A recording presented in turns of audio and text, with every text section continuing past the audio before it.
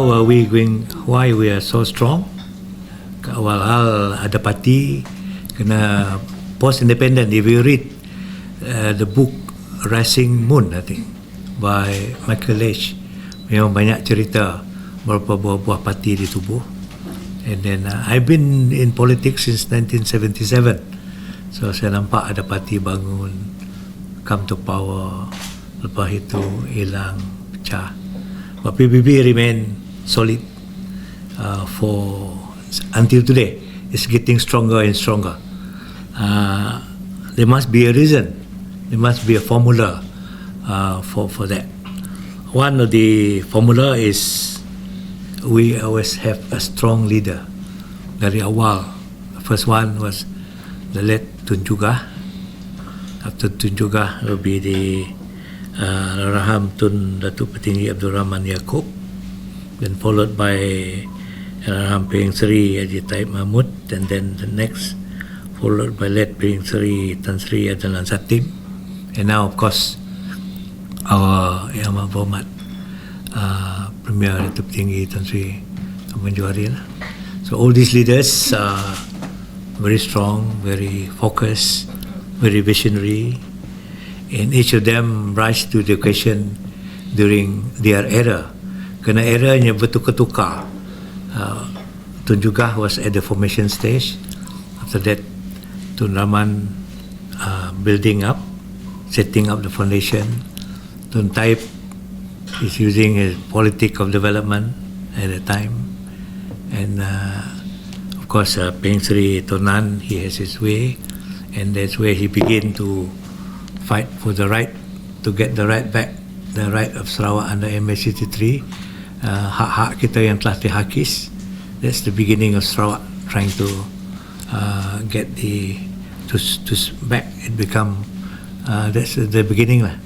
And then of course, his advice to us was jaga Sarawak baik-baik. And now, of course, we are fortunate to have a very remarkable leader, Datuk Petinggi Tan Sri Dr. Abang Haji Rahman Zuari bin Tun Datuk Abang Haji Upeng. He is man of his vision, resilient, and unwavering dedication to develop Sarawak. And you can see what is Sarawak today. We are high income region. Our pendapatan 2024 was the highest, ringgit Malaysia 14.2 billion, and the strings of all other development, especially after the implementation of post-COVID-19 development strategy 2030, where we are striving Sarawak to be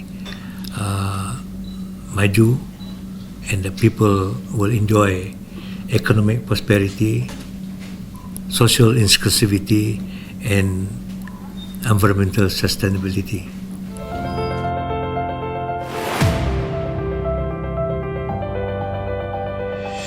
Ya, itu yang sila dia few ada beberapa faktor yang mengukuhkan Parti PBB.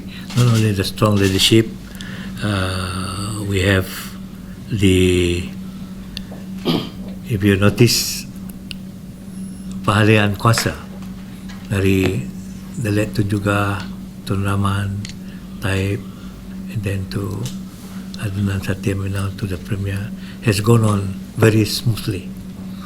Once the decision was made, then all the party, semua ahli-ahli, semua menyokong dan bekerjasama dengan pemimpin-pemimpin. I think that's where the strength of our PBB.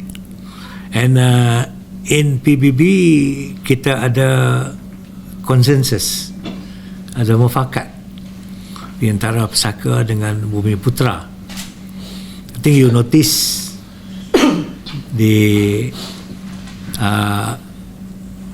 saya sebagai timbalan yang dipertua dari Pesaka, and then Yang Berhormat Datuk Amar Tengah dari Bumiputera, and it's going down. Kalau ketua wanita now is Yang Berhormat Datuk Sri Hajah Fatimah and then from Bumiputera, and then the Pemuda will be from Pesaka.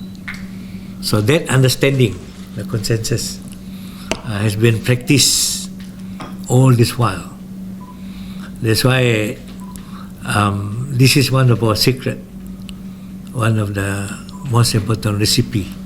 Kerana Pesaka will have our own line-up, Bumiputera have all their own line-up, so that tidak ada pertemuan antara kedua-dua kumpulan ini. So that's why you always talk about siapa Vice President Pesaka, siapa Vice President Bumiputera in the PBB. So this consensus ataupun mufakat, or this understanding telah diamalkan selama ini. And interestingly, it is not written in the constitution, tidak digariskan dalam perlembagaan PBB, but through our understanding, right from ranting to cawangan and to the Perhimpunan Agung. So it's one of our most important secret. Of course, the next one will be, our leaders are all very hardworking. I think what's important is we must serve the people, meet the people expectation, try our best, and continue in our party right from ranting up, looking after our members, because our members expected development, expected improvement, expected the benefit from the unity that we have. And we are very lucky, we have very loyal and dedicated members. If there's any yardstick that we can use, kita melihat bagaimana masyarakat dari peringkat ranting hingga ke cawangan, hingga ke coming convention has gone very smoothly. We didn't hear any hoo-ha, there's no throwing of chairs. So everybody are focusing on the way forward for PBB, focusing on what can PBB do for Sarawak, so that Sarawak will be developed. We are already a developed state. According to World Bank, by 2021, kita dah mencapai wilayah maju, well ahead of our 2030. But for the rakyat, that's where we are now working on the program to make sure rakyat juga akan dapat pendapatan tinggi. So all these are very, very critical, because the challenge ahead, kita menghadapi berbagai cabaran dari segi politik, dari segi ekonomi, dari segi environment. You know, our Premier is very this is his forte. He knows very well about issues of climate change and what are Sarawak contributing. Jadi PBB mesti this convention, we should discuss the way forward. Bagaimana kita akan menghadapi berbagai cabaran, learning from the past, learning from what happened to other party.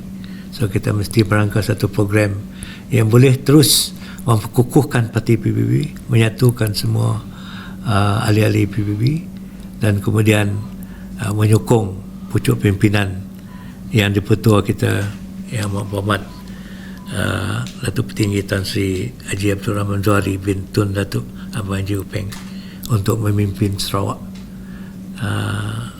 All the 82 cawangan have nominated him, so dah diumum kemarin.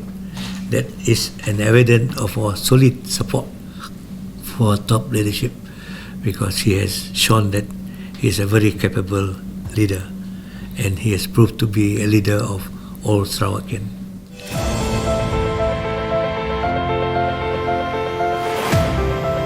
Yeah, it's very interesting because I also datang dari luar bandar. I am one of those, all of you not experience this. Kita adalah dulu pergi sekolah jalan kaki, stay in the boarding house, api pelita, pagi-pagi masak nak cari to look for perkara untuk masak. So life was tough. There's no water supply. So rural development is a very, very important focus. That's why kalau you melihat budget 2025, kita ada 10.9 billion for development. 62% is for rural areas. And for my ministry, who is in charge of infrastructure development, I was allocated 1.3 billion. Last year, 2024, my ministry was given 774 million. This year, my ministry was given 1.3 billion. But on top of that, Yang Amat Berhormat Premier, kita understand the complexity of the rural development. Sebab itu beliau menubuhkan regional agencies, 9 regional agencies. The first regional agencies ditubuhkan adalah Upper Rajang. I think your late father was the first promoter for this. And then after that, Highland Development Agency, then the northern area, all 9 now cover the whole division. This is a new approach of development, a bottom-up program, di mana Yang Amat Berhormat allocated 1.5 billion untuk satu regional agencies. So kita 9, so you darab lah 1.5 billion dengan 9 agencies, amount of resources. And interestingly, this covered the whole Sarawak, benefited all races, all group, all region. I think you must have a list of the regional development kan. Then you can see kita ada di Kota Semerahan, kita ada di Seriaman, kita ada di Betong, kita ada di Barajang area, kita ada di Upper Rajang, Mid Rajang pun ada, and then Maram, HDA, Northern, semua. So this is one approach by Premier to ensure that the rural development will be our focus, because it is very, very critical. Another approach to open up rural areas are building road. Jadi kita ada Second Trunk Road, and we have Coastal Road, which cost us 11 billion, and along it 15 bridges cost us 5.9 billion. This is on top of this regional agencies punya allocation, and on top of that is the state, and then we have the federal government. They also have program to develop rural areas. The challenge that in front of us is we must make sure that our rural communities are connected by road, and once they are connected by road, then development will come. Now this is one of the biggest challenge that we have. That's why I'm asking my JKR department to have a final study of how much do we need to build road on the last mile. Not only that, I think during banjir you hear banyak jalan putus, banyak slope fall down, jalan rosak. So then we have to look for some new technology, because konsekuensi lobana yang gunung ganang tu memang challenges. So I can say the JPS government under Yang Amat Berhormat Premier kita memang take all the effort to make sure that the rakyat in the rural areas benefit and enjoy development. Especially now,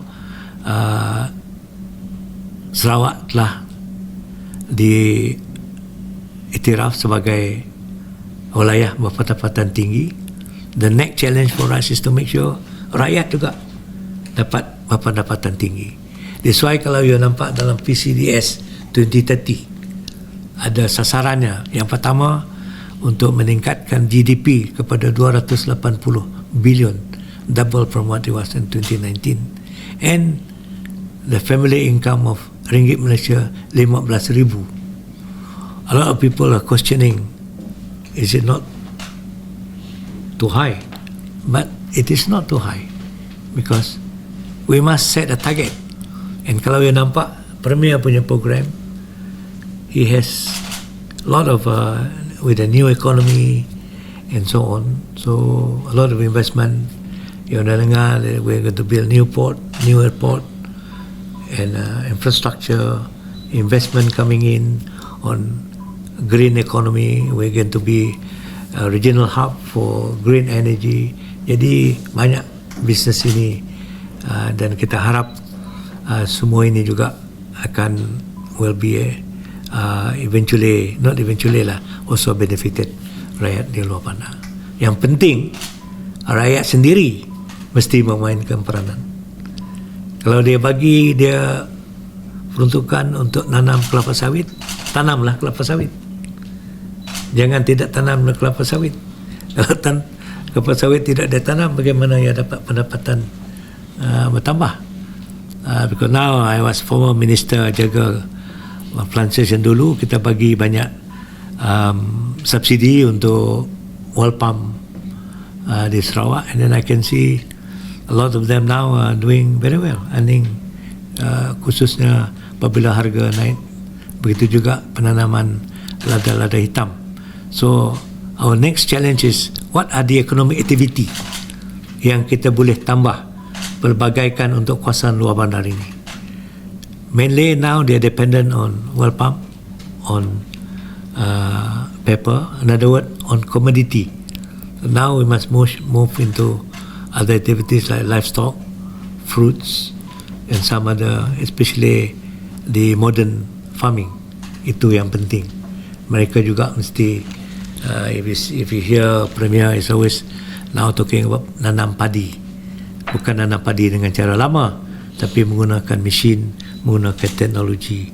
So the rural population also must be receptive to this technology. And of course, one of the area that Premier feel of a certain way to able to raise the income of the rural people, to make sure that their children dapat pendidikan yang terbaik-baiknya. So that's why we have international schools, and then we have a lot of program, and by 2026 Premier has make a commitment to give free education for our children to go to local university yang dipunyai oleh Sarawak. And then we also focus on vocational training. Jadi di sinilah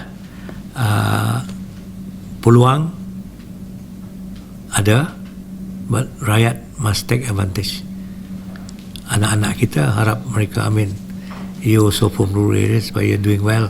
Why? Because you study hard. You know that nothing is easy. Jadi saya pun macam itu dulu. Saya stay in the boarding house when I was primary 1, and then after that move my way up, and there's no easy path. So my advice to rural people, work hard, and now work smart. Make use of the technology, all the benefit, all the facilities yang disediakan oleh kerajaan. Now our pendapatan kita telah pun bertambah lebih dari dulu. So that means there's more. That's why Premier telah pun berangkakan beberapa program untuk membantu, especially during this last budget, to make sure there is food in every table. And that's why I'm very confident that luar bandar juga dapat manfaat. But again I say they must play their part. Jangan tunggu durian jatuh, mesti tanam durian.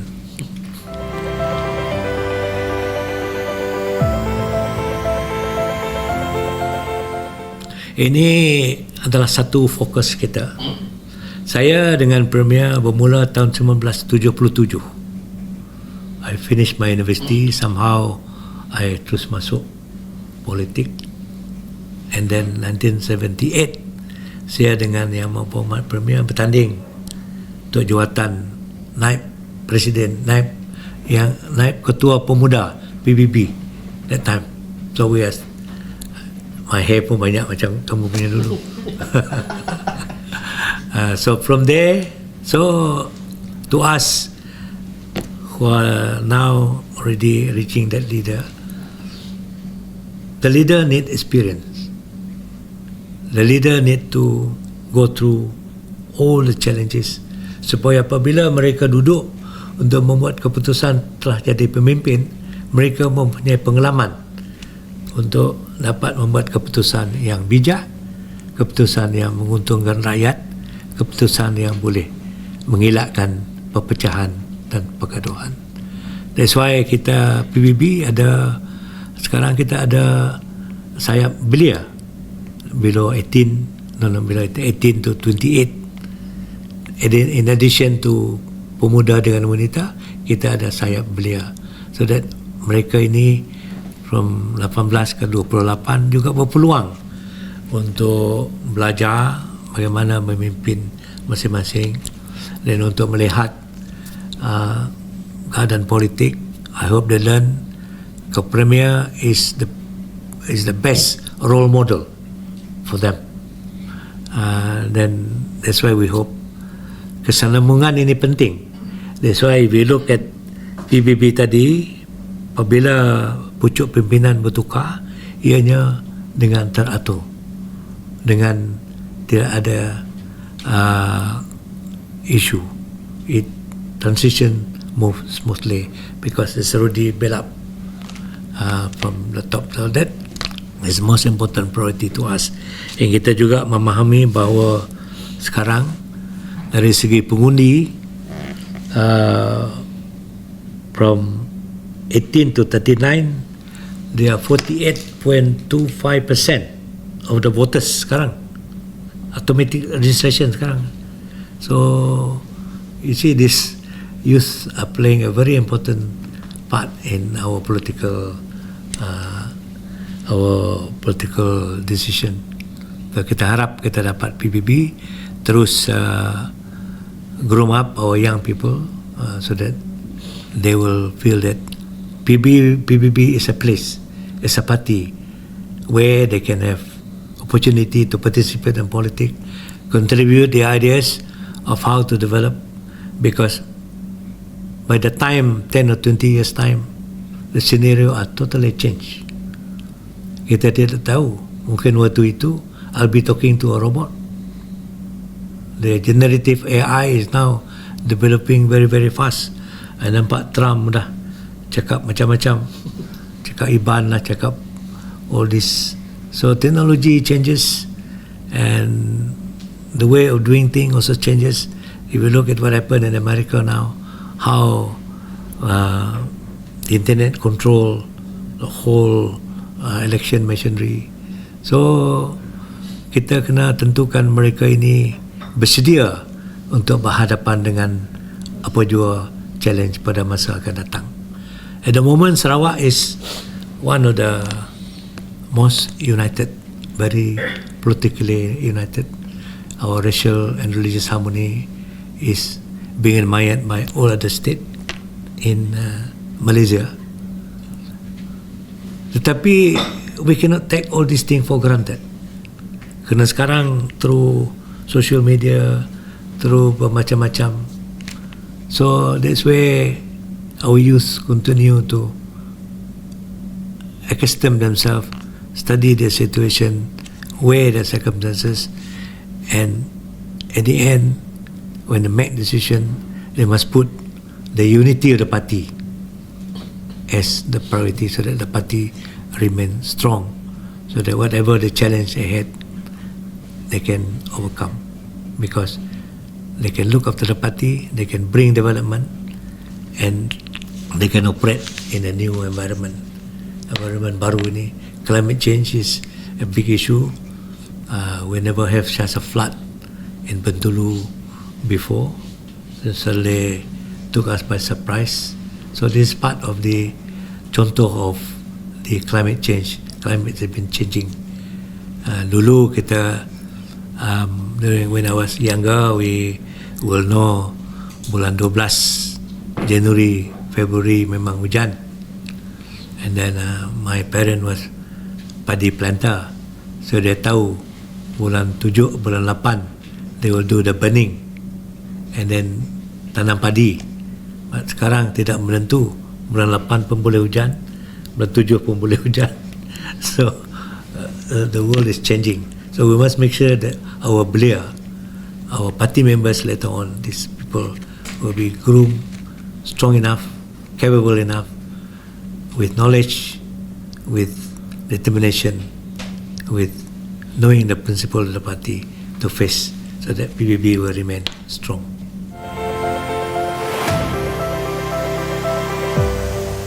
Itu sebab kita mengadakan Perhimpunan Agung. Kita ada beberapa usul, including political resolution, political usul politik, usul ekonomi, usul pendidikan.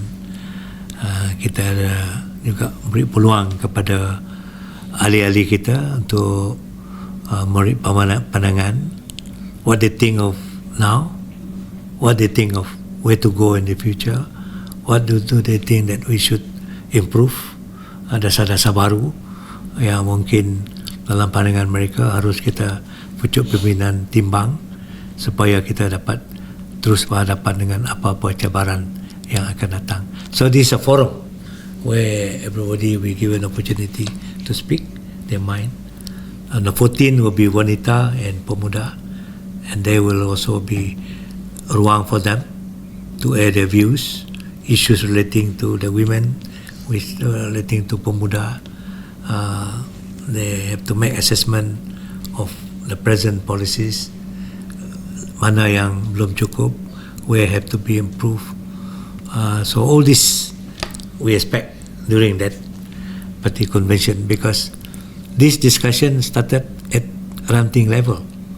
Dekat ranting, kita minta ahli-ahli kita mengemukakan apakah isu-isu yang mereka hadapi mengenai the service of government department, mengenai government program, bantuan-bantuan sampai atau tidak kepada mereka, and then all this then go to cawangan, and cawangan will bring it over to Perhimpunan Agung. That's why it is a lot of policies later on formulated by Premier is actually degenerated from this big Perhimpunan Agung. So everybody have opportunity. Of course not everybody ada peluang bercakap lah, tapi ada wakil-wakil mereka yang bercakap.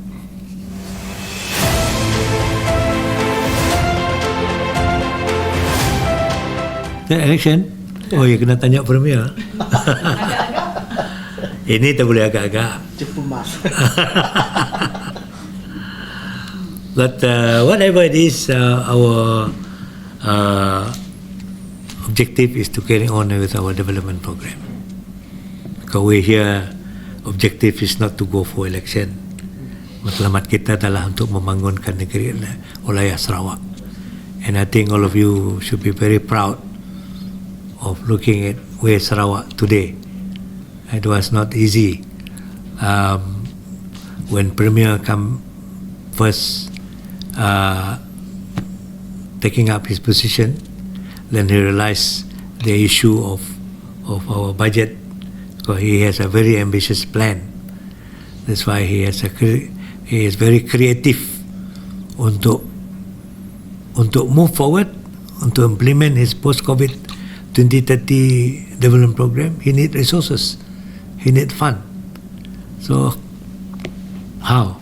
Because masa Tok Nan dulu banyak cukai-cukai turun, dikurangkan dan sebagainya. So first he passed a law to allow state to collect sales tax, oil and gas sales tax, and accumulated until last year 2024 we have made 19.55 billion sales tax from oil and gas. Itu untuk oil and gas saja tu. And then after that still he's foresee there's need more resources to, because we have to do quantum leap for our development program. That's why dia tubuhkan Development Bank of Sarawak. This is a very creative financial re-engineering. Kerana banyak orang pun tertanya-tanya apa tu Development Bank of Sarawak. Development Bank of Sarawak is Sarawak Bank, and they are focused on financing government program. That's why sekarang the second trunk road, the coastal road, the bridges, some of the about 4 billion plus for the water supply and electricity, semua itu dia guna melalui DBOS. Alternative we call, you must have heard alternative funding. Saya gaduh dengan Chong at the time apa dia alternative funding. So without that alternative funding, we will not have that coastal road, we will not have the bridges. So that is another cara premier, in addition to the normal development program, development fund dari negeri dan juga dari persekutuan. So that's why you can see so many things moving. Serentak kita bina 15 buah jabatan. So bukan premier hanya berfikir, he is also very smart in looking for resources for Sarawak.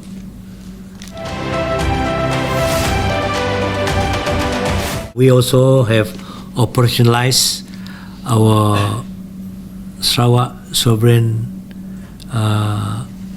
Future Fund. Last year, the government are paying the startup, the capital, 8 billion total lepas.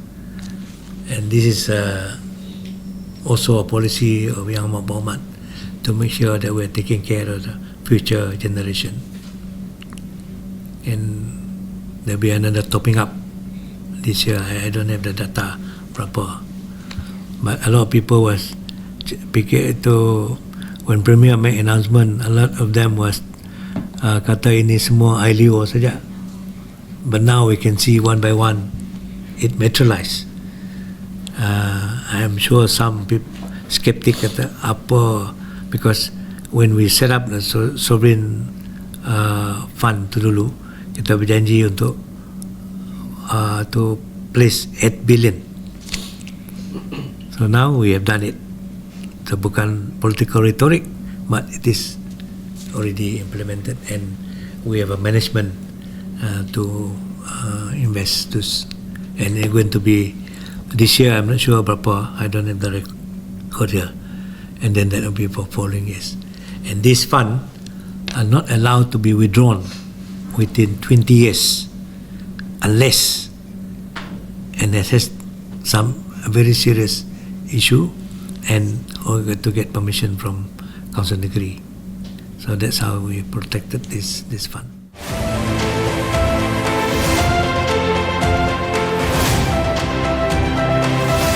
Kita dalam PBB pertandingan sebagai satu keluarga. We are all brothers and sisters. So let our delegate decide.